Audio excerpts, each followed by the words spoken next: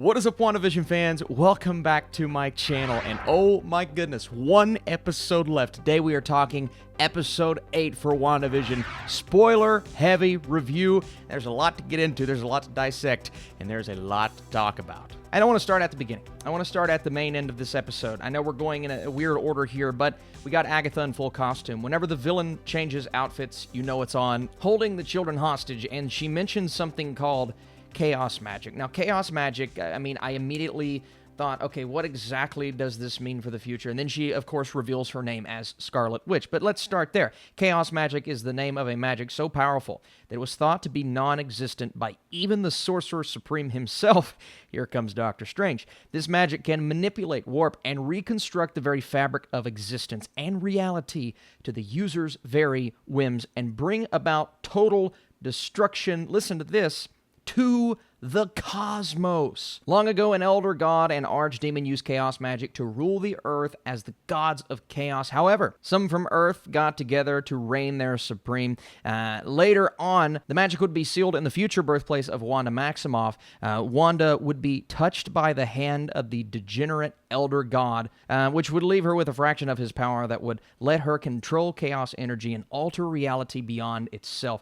Now, all of this is building up. Oh, and by the way, under the tutoring of Agatha Harkness, Wanda would later go on to harness this mystic chaos energy as chaos magic and use it to a variety of effects beyond the simple hexes which she previously performed with it.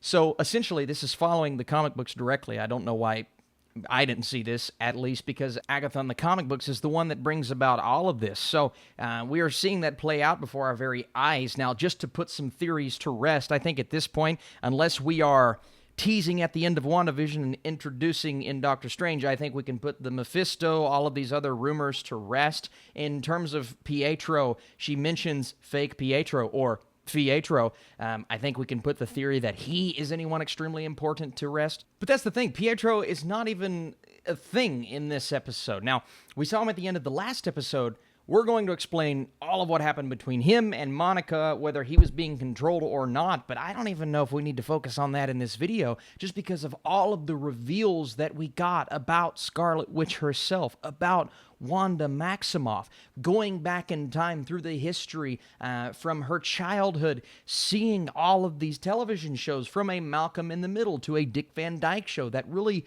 shaped this reality that she brings about in this show. And this is a conversation that I had on my podcast with my cousin recently. We said, well, what if, she's being held captive and she was forced to watch all of these shows? What if her childhood, the upbringing that she had revolved around, well, it makes all of the sense in the world, and obviously that's what we inevitably saw in those flashbacks. We got a good look at her parents, a good look at her and her brother. But one thing that really stood out to me was Scarlet Witch discovering that she can do things prior to being experimented on, and that little scene that we get with her seeing the Infinity Stones. See, it's almost like this has been a predicted thing since her birth. It's like she is, and obviously we start out the episode with Agatha'S backstory, seeing what she does to her mother. Oh my goodness. And the coven that can't control Agnes. But Agatha sees almost this predicted future in Wanda, and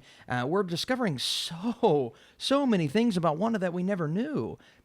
Things about her that will inevitably lead her to go crazy at the end of the day, and that's what we're building up to. And that vision that she sees, the vision that she sees when the stone opens up that nobody saw on the security cameras of her in full costume, Scarlet Witch, which I definitely think we're getting in the next episode. We get the name reveal in this episode, Scarlet Witch full on in the next episode. That is a telling sign of what she's going to be in the future and what she's going to be, in my opinion. And I think now this is almost cemented as a full-on villain, a villainous character, whether it be in Doctor Strange Multiverse of Madness or even teased in the next Spider-Man movie. Scarlet Witch, this is full-on House of M, even though the storyline that we're following is not really House of M. We can go all the way back in the comics of the moments where Vision comes to life, and one comic in particular where Scarlet Witch attacks the Avengers as a villain, and then Immortus reveals that she is a Nexus being. Well, obviously, we heard the word Nexus last week. Nexus is foretelling, whether it be the multiple realities that she's going to open up, or just the fact that she can conjure this energy herself and conjure Vision. See, this is not Vision's body. She manifested Vision's body, this version, for herself, where in the post-credit scene, or the mid-credit scene, we see old Poopy Face, that's what I'm going to call him, bringing back Vision's actual body. Now, my question is, Vision looking down at his hand in that end-credit scene, does Vision know, is he aware of everything that went on in his life, or is he just this reconstructed,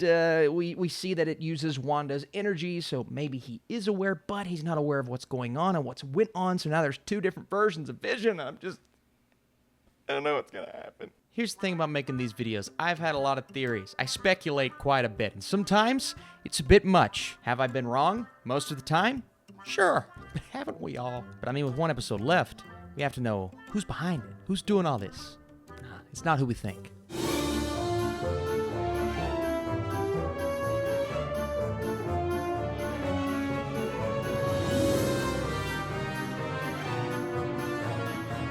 Well, we've done our dumb thing for the day. Let's get back to the review. Because in the comics, when Vision comes back to life, it's described as it would be years before Vision regains his emotions, allowing him the opportunity to reconcile with the Scarlet Witch before the disastrous events of House of M. And that's the comic book story, right? So is Vision going to immediately know everything, or is it going to be slowly coming back to him? Are they just going to use him as a weapon? We knew he was up to something, didn't know exactly who he was.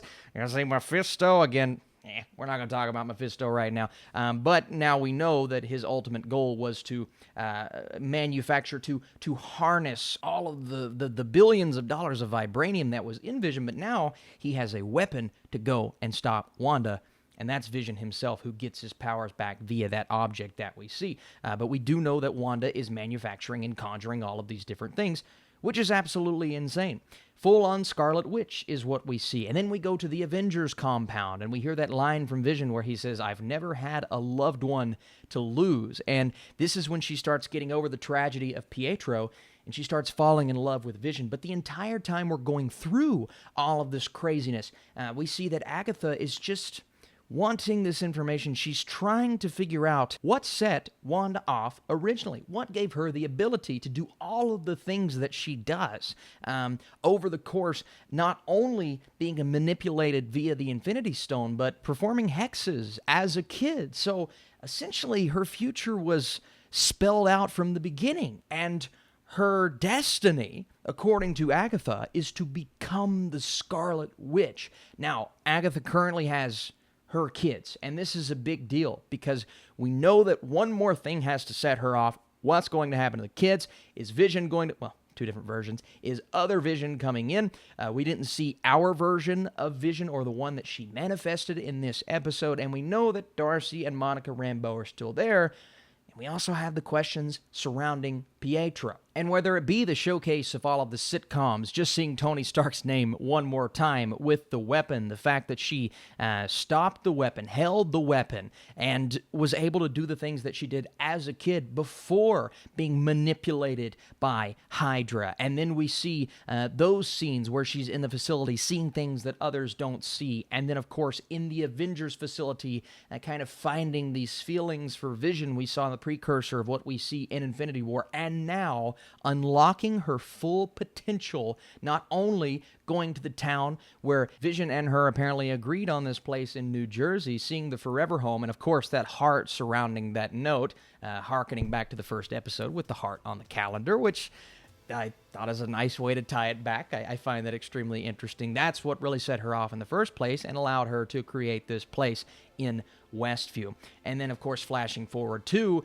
the post-credit scene and seeing now this version of Vision, the whitish, grayish version that we know from the comic books. My big question is he going to feel emotion? Is he going to have all of these thoughts and feelings back from what happened with the events of the Avengers? Or is he just going to be almost this lifeless being used as a weapon by Hayward?